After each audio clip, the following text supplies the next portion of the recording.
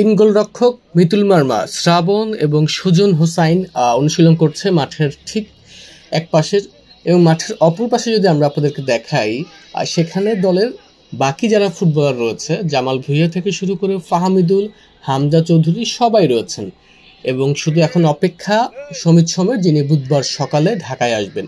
এরপরই পুরোপুরি পূর্ণাঙ্গ ২৬ জনের স্কোয়াড নিয়ে অনুশীলনের সুযোগ পাবেন হেড কোচ হাবিয়ের কাবরেরা। এবং এখন যে অনুশীলন সেশনগুলো চলছে, এগুলো আসলে খুবই গুরুত্বপূর্ণ বাংলাদেশের জন্য, কারণ বুধবার বাংলাদেশ ভুটানের বিপক্ষে একটি প্রীতি ম্যাচ খেলবে। এর পরবর্তীতে আগামী ১০ জুন সিঙ্গাপুরের বিপক্ষে রয়েছে সবচেয়ে গুরুত্বপূর্ণ ম্যাচটি, যেটি এএফসি এশিয়ান কাপ বাছাই পর্বের অন্তর্ভুক্ত।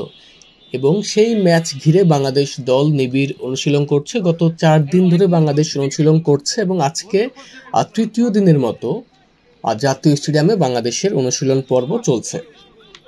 একটি গুরুত্বপূর্ণ তথ্য হচ্ছে, বাংলাদেশ দলকে খুব ভালোভাবেই আসলে সমীহ করছে ভুটান জাতীয় দল, এবং ভুটানের যিনি অধিনায়ক তিনি জানিয়েছেন যে বাংলাদেশ বর্তমানে দক্ষিণ এশিয়ার অন্যতম সেরা দল।